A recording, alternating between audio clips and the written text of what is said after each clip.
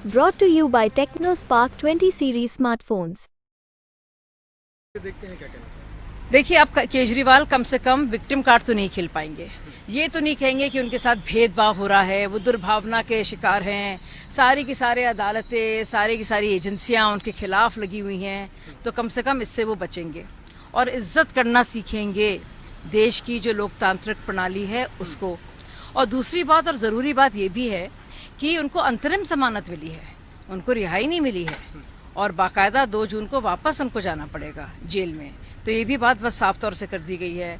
अब वो मुख्यमंत्री के तौर पर प्रचार करेंगे ये नहीं माना जा सकता है, लेकिन पता चलेगा, लेकिन प्रचार वो करेंगे तो करें। और कम से कम इसके बाद वो इस तरह के जो लाछन लगाते हैं हमारी डेमोक्रेसी पर, हमारी अदालतों पर, वो ना लगाए। और उससे ज़्यादा ज़रूरी बात ये है कि सबका अंतरिम रिलीफ का मतलब ये है कि कोर्ट सबके लिए बराबर काम करते हैं और उनको रिलीफ मिला है जो अपने आप में पहले हुआ नहीं। ना तो ये लालू प्रसाद यादव के लिए हुआ, ना जयललिता जी के लिए हुआ, ना ही हेमंत सोरेन जी के लिए हुआ, लेकिन ख़ास तौर से उनके लिए किया गया है। और हम लोग जो हैं भाजपा में जो भी हैं, सर्वोच्च अदालत का मान सम्मान करना उसको हम अपना फ़र्ज़ मानते हैं और जो भी वर्डिक्ट आएगा हम पूरी तरह से उसके साथ हैं। कभी भी हम उसके खिलाफ ना तो सवाल उठाते हैं, ना किसी तरह से अपनी नाराज़गी जाहिर करते हैं।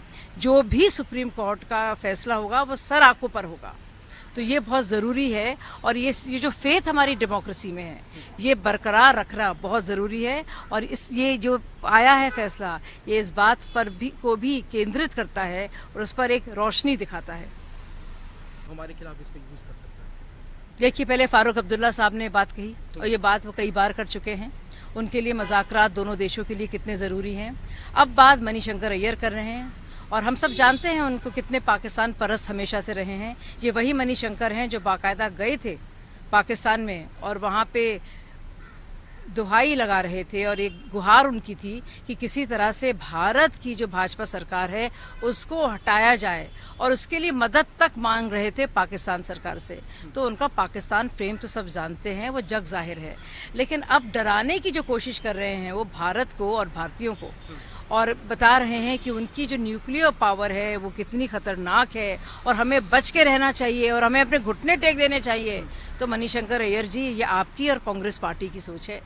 हम लोग कभी अपने घुटने नहीं टेकेंगे और हमारे इंडिया का जो पावर है और हमारे इंडियंस में जो पावर है उसको आप कम कभी ना आके, क्योंकि कोई इस बात की तस्दीक नहीं करेगा। हर एक भारतीय इस वक्त जो है आपके खिलाफ उसका मन बन गया है कि कांग्रेस पार्टी कितनी ज़्यादा पाकिस्तान परस्त है और किस तरह से उसके न्याय पत्र में जो मुस्लिम लीगी सोच है और जो मुहर है, जो ठप्पा है, वो कितना गहरा है।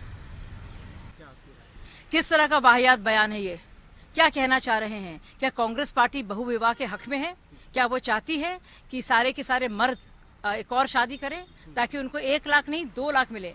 एक तो बात यह है कि 1 लाख रुपए आएंगे कहाँ से, तो इस तरह से मूर्ख तो बना रहे हैं। लेकिन महिलाओं की ऐसी बेइज्जती, एक तरफ प्रधानमंत्री मंगलसूत्र की बात कर रहे हैं, हर एक महिला की सुख और समृद्धि की बात कर रहे हैं।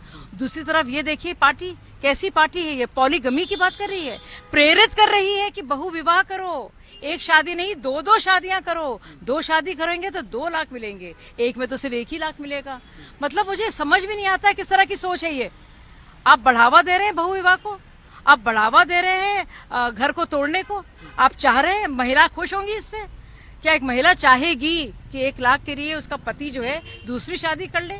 क्या वो क्या चाहते हैं? चाहते हैं जितने भी युवा हैं इस देश के, उनके पिताओं को चाहते हैं कि पिता एक और शादी करें? मतलब समझ में नहीं आ रहा है मुझे कैसी सोच है ये। यूसीसी के हमेशा खिलाफ रहे हैं।